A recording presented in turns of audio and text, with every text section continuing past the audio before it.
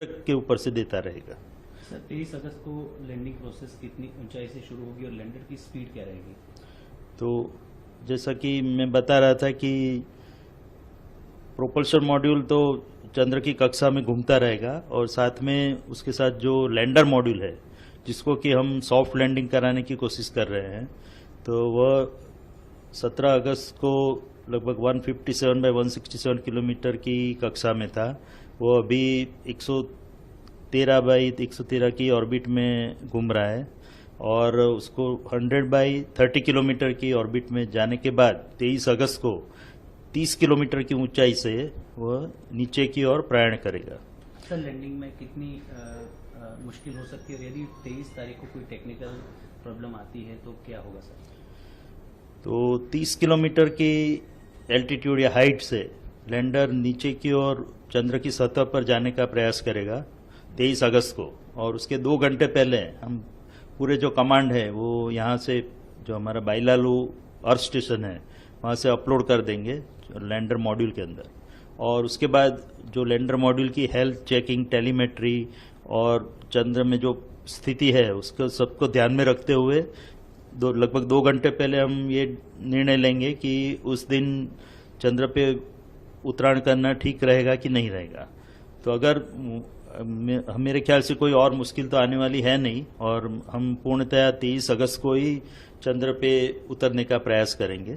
But अगर कोई हमको ऐसा आपत्तिजनक लगता है तो हम लैंडिंग को पोस्टपोन करके 27 अगस्त को करेंगे। तो उसके लिए भी हमने पूरा सावधानी बरती है और उसके लिए जो भी कार्य करना है वो जो सब प्रणाली है वो सब भी तैयार रखी है। तो हम जो मोस्ट प्रोबेबली हम 23 अगस्त को ही उत्तरायण करेंगे, अन्यथा 27 अगस्त को।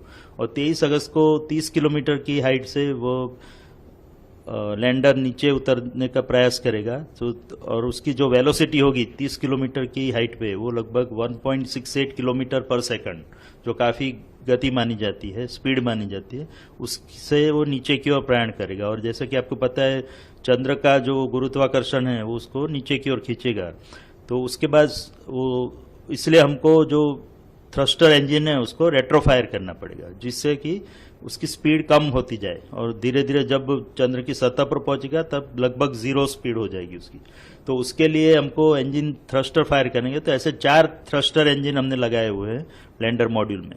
तो पहले 30 किलोमीटर से वो 7.5 किलोमीटर पे आएगा, वहां से 6.8 किलोमीटर पे आएगा। उसके बाद वो 2 इंजन हम बंद कर देंगे और फिर 2 इंजन से ही नीचे की ओर प्रयाण करेगा। जो 2 इंजन उसको रिवर्स थ्रस्ट देंगे, जिसके कारण जैसे कि मैंने बताया जब 30 किलोमीटर पे था उसकी गति 1.68 किलोमीटर पर सेकंड थी, वो 6.8 किलोमीटर तक आते आते 350 मीटर पर सेकंड तक हो जाएगी, यानी कि 4 गुना कम हो जाएगी। उसी तरह वो 6.8 किलोमीटर से फिर 800 मीटर तक आएगा और तब लगभग उसकी स्पीड जो है वो 0 मीटर पर सेकंड जैसी हो जाएगी। और उसके बाद सीधे 150 मीटर तक नीचे प्रयाण करेगा जिसको वर्टिकल डिसेंट बोलते हैं। और उसके बाद अन्य जो हमने सेंसर और कैमरा लगाया है उसके इनपुट लेके और उसमें जो रेफरेंस डेटा स्टोर किया गया है, रेफरेंस इमेजेस, उससे उसको कंपेयर करके वो डिसाइड करेगा, वो निश्चित करेगा कि वो जो जगह पे लैंडर खड़ा है वहाँ पे घूम रहा है वह उसके सीधा नीचे उतरने से वो सही जगह पे लैंडिंग कर पाएगा। अगर उसको लगता है कि ये जगह अनुकूल नहीं है तो थोड़ा XY डायरेक्शन में प्रयाण करेगा, थोड़ा दाईं ओर या बाईं ओर मुड़ेगा और लगभग 60 मीटर तक जाएगा और उसके बाद सीधा नीचे प्रयाण करेगा। तो ये दोनों सिनेरियो हमने प्रोग्राम किए हुए हैं। और अगर उसको लगता है कि वो बिल्कुल ही अलग जगह पे पहुंच गया जिसकी संभावना काफ़ी कम है, बट तो भी हमने उसके लिए जो बोलते हैं कि साल्वेज मोड, एक इमरजेंसी मोड भी रखा हुआ है जो उसको ऑटोमेटिक लैंडिंग की ओर ले जाएगा, जिसमें वो खुद ही निर्णय करेगा कि कौन सी जगह श्रेष्ठ है उतरने के लिए। क्योंकि आपको पता होगा कि हम साउथ पोल यानी कि जो चंद्र के दक्षिण ध्रुव की ओर जा रहा है, कि वहाँ की जमीन बहुत ही उबड़ खाबड़ है, उसमें काफी क्रेटर्स और बोल्डर्स है। तो जमीन उतनी सपाट जमीन नहीं है जो कि विषुवत वृत्त पे पाई जाती है। तो बाकी जो भी लैंडिंग हुए हैं दूसरे देशों द्वारा, अमेरिका या चीन या रशिया द्वारा, वो सब लैंडिंग विषुवत वृत्त पे हुए चंद्र के, जहाँ की जमीन काफी सीधी और सपाट जमीन है। तो उसमें उतरना रिलेटिवली बहुत ही इजी रहता है।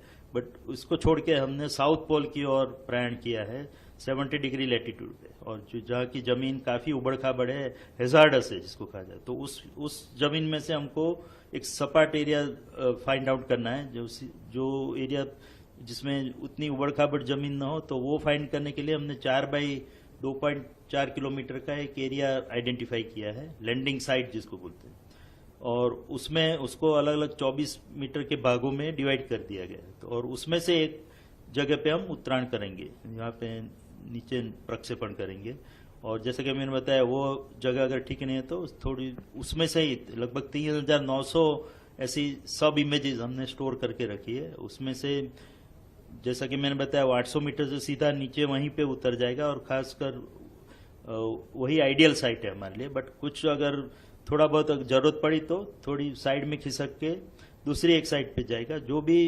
रिलेटिवली सेफ साइड रहेगी।